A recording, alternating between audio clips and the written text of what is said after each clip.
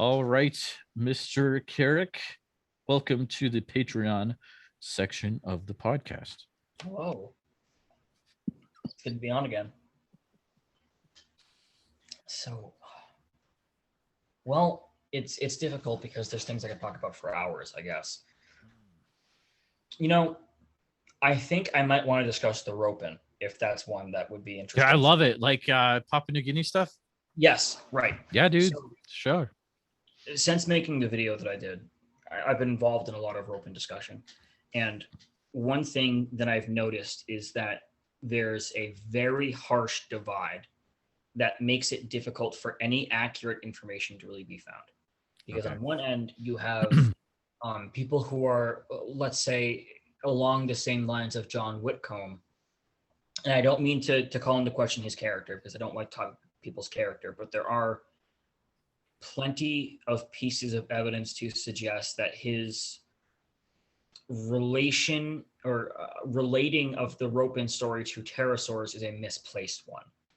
And at the other hand, because there are people who are very averse to that and really kind of insulted by that, I would say, you have people who say the Ropin's entirely a myth created by creationists, including John Whitcomb. Neither of those is true. And I think it's so important to say that because I'm part of a group on Facebook called Rejecting Ropin. It's something like that, I think. It's called Rejecting the Ropin. Yes, and it's by this guy William, who's a really smart person. But dude, no way, that's intense, man. Yeah, he's very, very passionate about the wow the misconstrusions of the Ropin story. But my one critique of him is that all too often does he say that there is no basis for the Ropin in mythology, or rather, he implies it by saying the Ropin is a creation of Jonathan Whitcomb, which is only true in the sense of the pterosaurian Ropin. The Ropin, which is also called the Indava in some regions, is in fact present in cultural mythology in Papua New Guinea, and it can mean different things. Okay. The most commonly used form of Ropin just means bird, actually. The question is, what kind of bird? Because, and you can see this in Rex Yappi's work, he's a Papua New Guinean cryptozoologist. I'd say he's probably the only one who he's on. Oh man, yeah, I want to interview him one day, but I'm like, that's high. It's hard enough to interview people, and you've talked to Richard Freeman before, it's that time difference is killer. But go ahead, man. Yeah, sorry. So Rex Yappi, Facebook and YouTube. And yeah, on YouTube, he's recorded interviews with witnesses about their Ropin sightings, natives. Oh, wow. There was okay. one guy who was growing up in Papua New Guinea pre-colonization era. So he even said, like, yeah, most of us couldn't read and I ran around the village naked. So, we're talking pretty far back.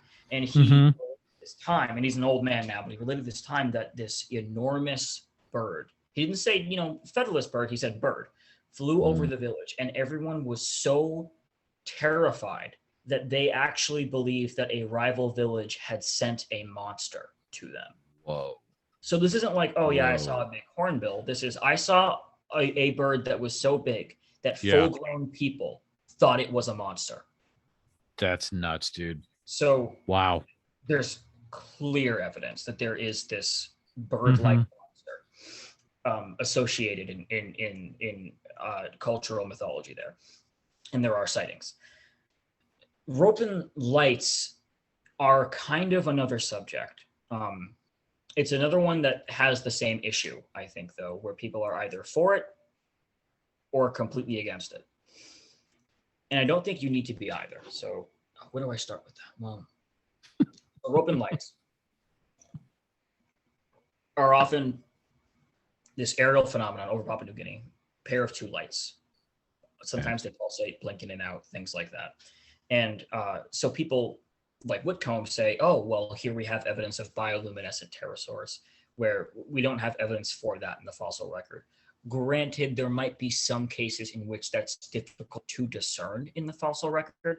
For instance, humans are actually bioluminescent, fun fact. We just emit such low levels of light that it's essentially non-perceivable. I'm not, okay. I'm going to take your word for that, because that sounds like it's a whole discussion in itself. That's wild. It's a strange, I think it's something to do with the way that the oil in our skin refracts light or something like Okay. that. That's cool. Or the way that our skin reflects light. But yeah, All right. under like very, very, very, very, very saturated deep infrared viewing, you can see bioluminescence on a human body. Nice. Yeah, and we don't have fossil evidence of that. Right. But that's so small scale that it's nothing near a rope-in light, which people like Jonathan Whitcomb usually suggest, well, the creature folds out its wings, and these lights are emitted from under the wings in like maybe some kind of mating display or something. Most of these lights correspond with one of the only areas in Papua New Guinea that is not a no-fly zone. So most of these lights have. Oh, dang. Okay. Yeah, most of it's but this is a really big but too. So what year was this paper? I don't know what year this was, but there was a paper written by these two creationist scientists, and this is what's interesting about the paper is they do not come to a creationist conclusion in this paper. That was interesting to me. That's kind of cool that they were open to other stuff. Like that's pretty wild, actually. Yeah, there was no suggestion of what this was. It was a review of what it couldn't be. Of course, there's this version of the paper edited by Jonathan Whitcomb where he concludes that it's a bioluminescent pterosaur, which. To say objectively, there's no evidence for in the footage whatsoever, but it's a footage taken by a gentleman named Paul Nation, I think in 2004, of what he referred to as Indava lights. And it's these two lights. One is kind of blinking in and out sometimes, and it's that. So they attempted to refine the location and tried to figure out the size of the lights. They calculated 1 meter, but it's hard to find a location when the background's pitch black.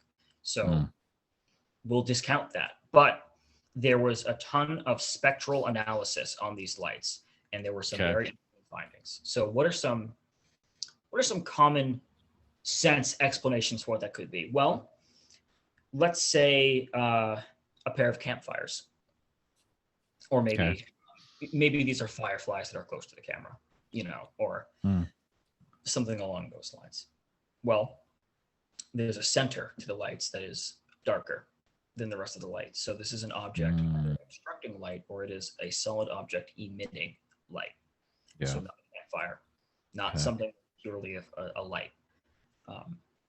They're also stabilized. They're not moving. They're stationary. So it's not a plane, and it's not fireflies. It's not a pair of car headlights because, well, my bad, actually. There is some evidence to suggest in all the analyses, they found that these were likely two different objects, except for one, which indicated that there may actually be one object with lights being emitted from either side, which could be a pair of car headlights, maybe facing the camera or something.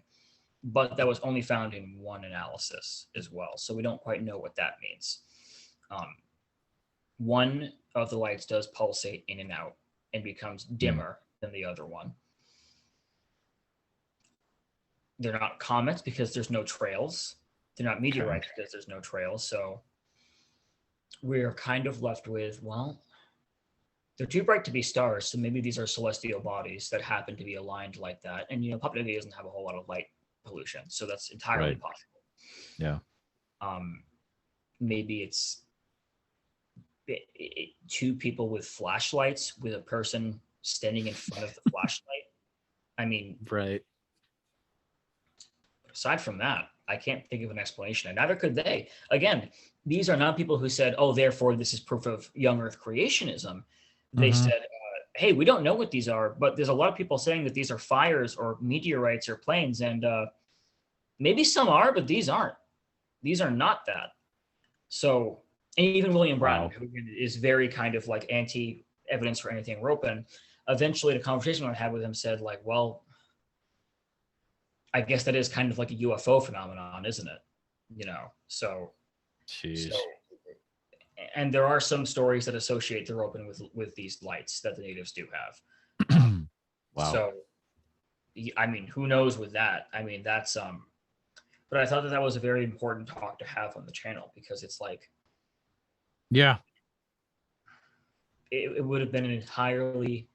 I think this phenomenon is on a trajectory that I hopefully can change, where it would have been completely forgotten and disregarded because of Jonathan Whitcomb. And people would have missed this scientific paper written by one of them's a missile expert who still works in that field, who did a light analysis and said, these are not planes, these are not campfires, these are not fireflies, they're not any of the usual conventional explanations. And that's very important. So that's what I've been doing with the rope-in lately. I've been trying to read up more of what Rex Yappy has been doing. And I recently tried to conceive of like I guess you would say a paleo art-esque reconstruction of what a bird would look like if it was what people were seeing as the rope-in. Oh, that's cool. Yeah, actually, William Bratton suggested this prehistoric type of hornbill that grew to about between 6 and 7 feet tall. Jeez. Which is so interesting to me because hornbills have that type of face where when you look at a hornbill or a stork, maybe, especially a stork, I would even say, and you look at our contemporary knowledge of what pterosaurs look like, you could mistake that for a pterosaur. Sure. If you had dinosaurs on the mind and you saw that, you would think, "Oh my God, that looks a lot like a pterosaur." Yep. Totally. Yeah. So totally. Yeah, there's something very interesting going on. I don't know what it is yet, but I think people should pay more attention to it than they are right now, is what I would say. Yeah, I agree with you. And man, I'm gonna go watch that video again. If anything is gonna be discovered that's wild and crazy, it's totally either gonna be Papua New Guinea or the Congo. Like those two places, wild, dude. Yeah, there's a lost wild world. Stuff. There still are. It is. World. It totally is. I mean, totally is. Even in developed places like North America, people think of, oh well, there's cities in North America, so it's all that, and it's like if you look at a map of population clusters, they're very tiny. There's a lot of them in those areas, but they're so contained that they're very, very tiny. Most of the U.S. is still wilderness. Hell, places like New Hampshire, a lot of places in the U.S. are like, oh, they're forestation. New Hampshire's regained forestation more than it had before in the last 100 years. We're going on the opposite trajectory in New England. We're becoming more wild as time goes on. That's crazy.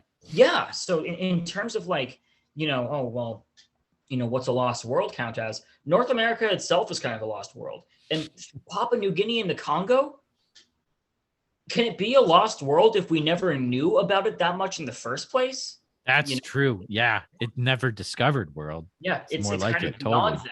Yeah. It's beyond a lost world. We know it exists. We know what the people do there. And that's pretty much it. So that's crazy, man. Dude. Yeah. Dude, Karac, thank you so much for chatting a little bit longer. I'm going to go ahead and cut it